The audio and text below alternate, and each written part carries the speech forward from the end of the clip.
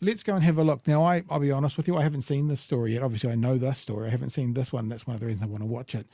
I don't know how much of this you've seen, Chewy, at your work day, but I watched the whole press conference and the whole way through. I haven't seen any of it. You should, I'm not saying she's the focal point because she's not, but just have a look at Chloe's face. It's fairly obvious there's been a lot of tears going on around this announcement, although obviously people have known for a couple of weeks within the inner circle.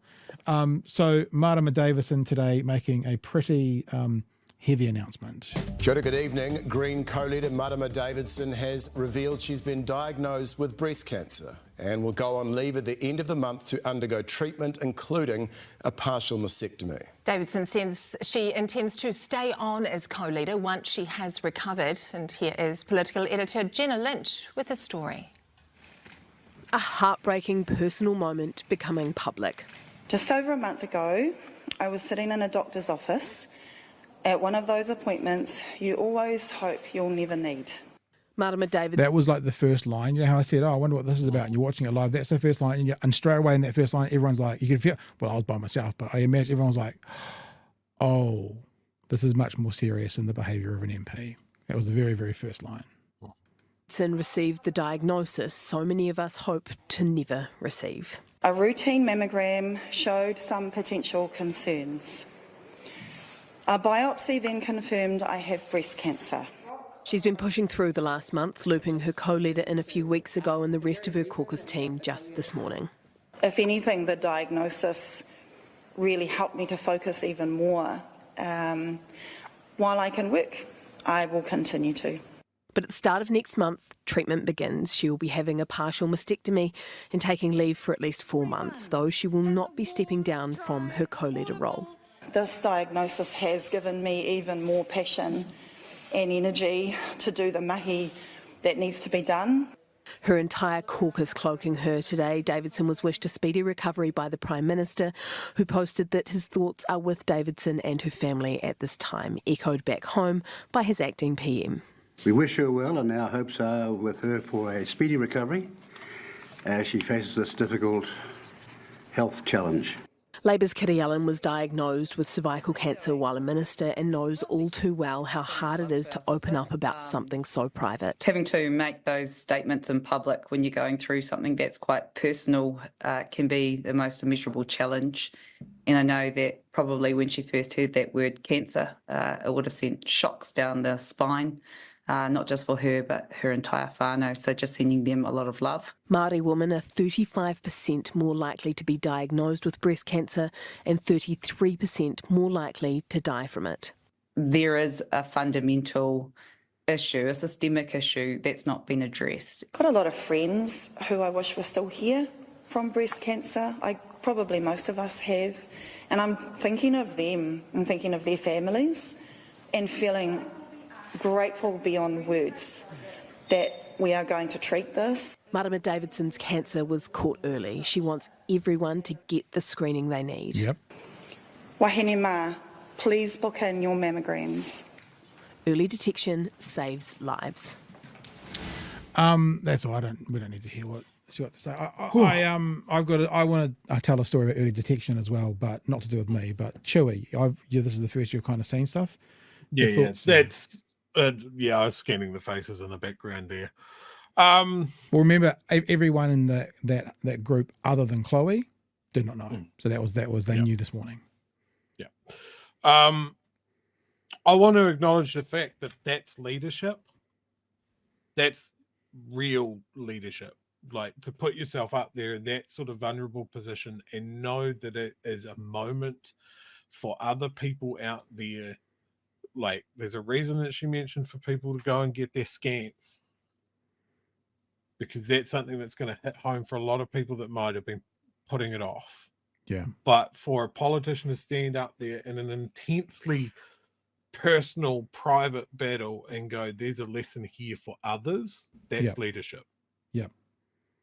Yep. 100%. I suspect you'll see the number of mammograms shoot up in the next few while because of this. I want to tell you a quick story, a personal story. I might have told this story on the show before, but if I haven't, it's all about early detection. So my dad used to be a part of Rotary. Every Monday night they'd go out and they'd hang out with all the old boys and hear a person speak and eat food and come home. there was a speaker one night at his Rotary who was talking about his journey through prostate cancer.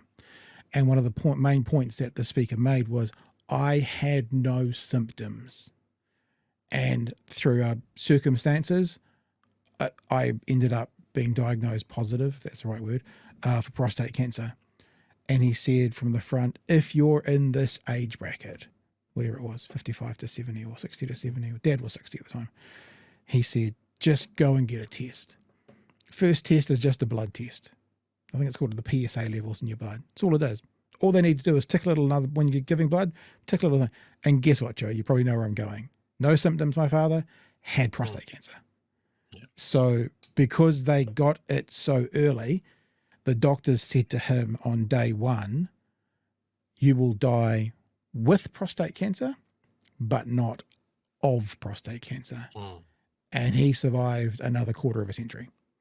So I'm someone who every time, even though I'm too young demographically, every time I go get bloods, and I do my bloods probably once or twice a year just for my own self-interest, keep an eye on things. I just go and get them done.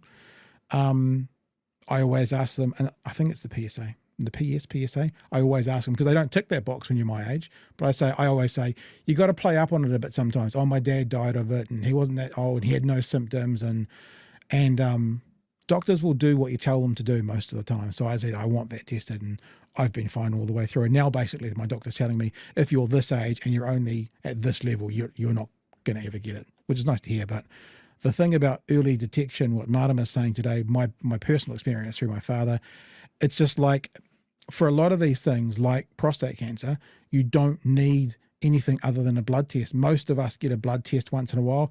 Men out there, just get them, tell them. Say, the doctor, can I please check that as well? Early detection saves lives. Chewy, sorry.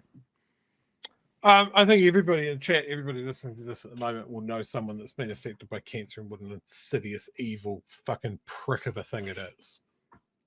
We've been talking all of this week, and I don't want to shine a political light on this too much. I think it cheapens what Marama is doing there. Yeah. But this is a public figure going through it. It's something that a lot of people go through. And we've been talking about how cancer drugs are underfunded and all of that sort of thing. And the stats that they use there about how much more prevalent it is for Māori women to not survive something like this. Yeah. Is again something that we have been talking about all the way through this year. And I wonder if that's to do with not right. That might to do with later detection. Māori within our health system, there's not they don't get as good a results or have as much access as non-Māori do. Hence the Māori Health Authority. Thanks, National. Not to politicise it. And maybe one of the reasons Māori don't survive it as long or they die more likely than non-Māori of it is because within the health system that there is, that doesn't provide for Māori well enough, although it is a agreement they've had within that treaty that they signed all back on all those days, is because of the system around them not working for them, they have a later detection perhaps, and that, of course, later detection leads to more likely death from whatever the cancer is. I know you don't want to. I know what you're saying. You don't want to politicize it, but fuck, man, 2 weeks on from not funding 13 cancer drugs, this government who's also then, like Marama's privileged. She won't see this. I'm not saying anything bad, but she's privileged. There's money. It's a good salary. She'll have, good health. She'll be getting the regular checkups. She'd be the first to acknowledge the fact. Yeah, of course. Of course. But there are a lot of people who aren't, and that those 13 cancer drugs and that Māori Health Authority and stuff, there will be people who could have been help on those that now won't, maybe through the Māori Health Authority, that maybe won't get the same diagnosis they would have got now coming back into a system not fit for purpose for Māori, thanks to some decisions made by this government. So yeah, it does feel, I don't want to be the person that stands up after the mass shooting in America and go, this is no time to talk about restrictions on guns. We don't want to do that, but we also don't want to kind of ignore the obvious conversations. Cancer has been put on all of our television screens massively today. This government has a crap record when it comes to cancer and when it comes to Māori health. We don't want to politicise it, but we do want to say the fucking obvious,